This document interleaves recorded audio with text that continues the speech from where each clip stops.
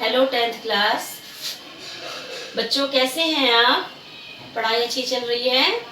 और मैं एक बात बताना चाहूँगी, जो बच्चे पढ़ रहे हैं उनको वेल डन, और जो नहीं पढ़ रहे उनसे उनको मेरी एडवाइस है कि अभी से पढ़ाई स्टार्ट कर दे। बाद में आपके लिए बहुत मुश्किल हो जाएगा, बोर्ड के एग्ज़ाम हैं, इसलिए पढ़ाई में आप जो है लापरवाही ना करें, ठीक है ना। और जो बच्चे पढ़ रहे हैं, अपना होमवर्क रेगुलरली भेज रहे हैं, उनको मेरी तरफ से वेल डन। चलिए 10th क्लास, आज हम पढ़ते हैं इकोनॉमिक्स का chapter sectors of Indian economy, है ना। इंडियन इकोनॉमी के जो सेक्टर्स है, क्लास आप पहले भी इसको पढ़ चुके हैं, थोड़ा सा इसके बारे में हिंट ले चुके हैं। फर्स्ट चैप्टर डेवलपमेंट में आपको मैंने सेक्टर्स के बारे में बताया था, इकोनॉमी के सेक्टर है, बट ये पूरा चैप्टर जो इंडियन हमारी इकोनॉमी है उस पर जो है डिपेंड है पूरा चैप्टर, कि कैसे इंडियन इकोनॉमी पे सेक्टर जो है प्रभाव कर डालते हैं, इफेक्ट उनका पड़ता है, और उसी के जरिए सेक्टर्स के जरिए ही हमारी जीडीपी निकल के आती है, जो कि हमारी नेशनल इनकम को दर्शाती है, और हमारा पता चलता है कि कितना हमारे यहाँ कुछ चीज़ प्रोड्यूस हो रही है और कितना हमारे यहाँ जो इनकम है ना। ये सब जो जानकारी हमें किसके द्वारा मिलती है students? Primary sector, secondary sector, tertiary sector. Tertiary sector तक का जो फाइनल गुड्स जब हमारे पास बन के तैयार होती है, और उसी के अकॉर्डिंग जो है जीडीपी हमारे मेज़र की जाती है। जीडीपी का जो क्राइटेरिया है टर्शियरी सेक्टर के अकॉर्डिंग निकाला जाता है, और सबकी और टर्शियरी सेक्टर स्टूडेंट्स किसके द्वारा निकलती है?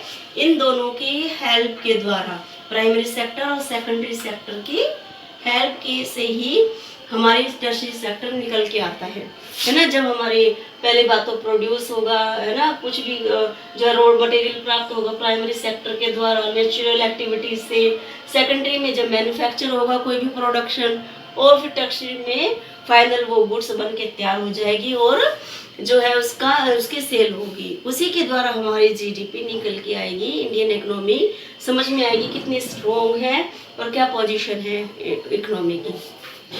तो थोड़ा सा आज फिर इनको रिवाइज कर लेते हैं बच्चों।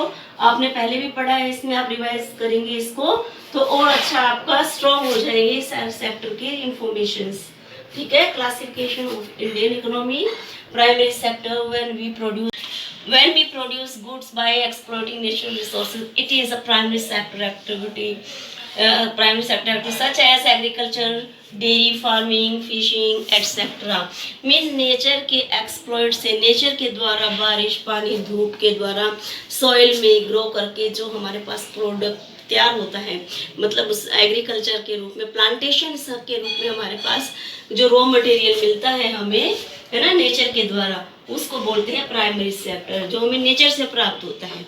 सबसे स्टार्टिंग का जो प्रोड्यूस करने का एक मेथड जो कि प्राइमरी सेक्टर कहलाता है, जैसे कि एग्रीकल्चर है, इसको एग्रीकल्चरल सेक्टर भी कहते हैं बच्चों। इसको क्या कहते हैं? It is also called agricultural sector. Primary sector को एग्रीकल्चरल सेक्टर भी बोलते हैं।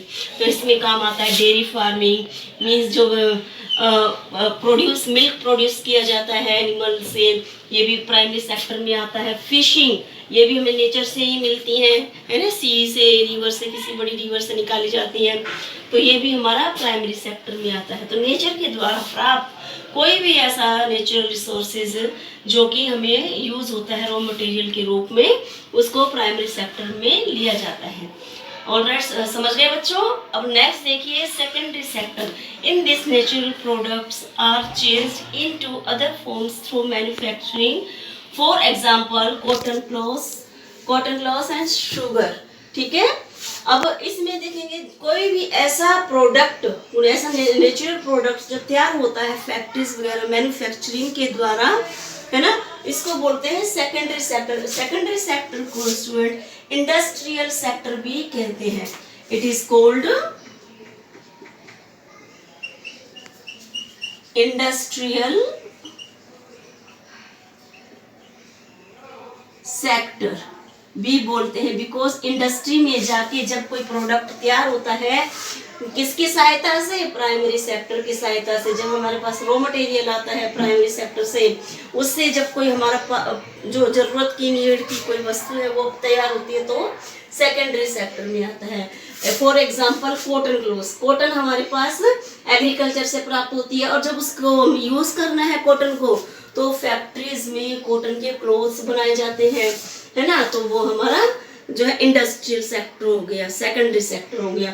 और शुगर है, शुगर हमारी गन्ने से प्राप्त होती है, गन्ना हमारा एग्रीकल्चर से प्राप्त होता है, तो प्राइमरी सेक्टर की सहायता से शुगर तैयार की जाती है, तो ये भी हमारा सेकेंडरी सेक्टर, हमारा सेकेंडरी सेक्टर का प्रोडक्ट है। तो इंडस्ट्रीज में कोई चीज जब प्रोडक्ट बन के तैयार होता है तो उसको सेकेंडरी सेक्टर में सेकेंडरी सेक्टर बोलते हैं, या मैन्युफैक्चर होता है, कोई चीज बन के तैयार होती है प्राइमरी सेक्टर के रॉ मटेरियल से। ऑलराइट स्टूडेंट, थर्ड है बच्चों टर्शरी सेक्टर। इस सेक्टर को वो सर्विस सेक्टर भी कहते हैं। Sector it helps in the development of the primary and secondary sector.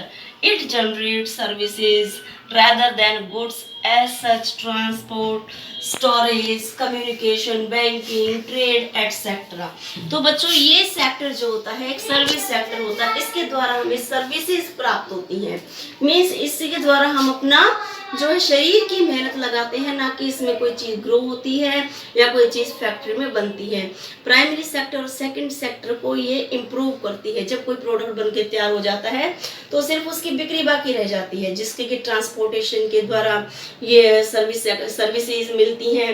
Transportation इसमें साधन होते हैं, बैंकिंग का जो साधन होते हैं, है ना, जो कम्युनिकेशंस, मीडिया, और ये सब चीजें जो है सर्विस सेक्टर के अंदर आती हैं, जिसमें कि अपनी स्किल, अपनी निपुणता का जो है एक उदाहरण देना पड़ता है काम करने वाले को। इसमें कोई मेहनताना अलग से फिजिकल वर्क नहीं होता है, इसमें माइंडेड वर्क होता है, जिसमें स्किल के द्वारा पर्सन अपनी अर्निंग करते हैं, तो इसको कहते हैं सर्विस सेक्टर या टर्शरी सेक्टर।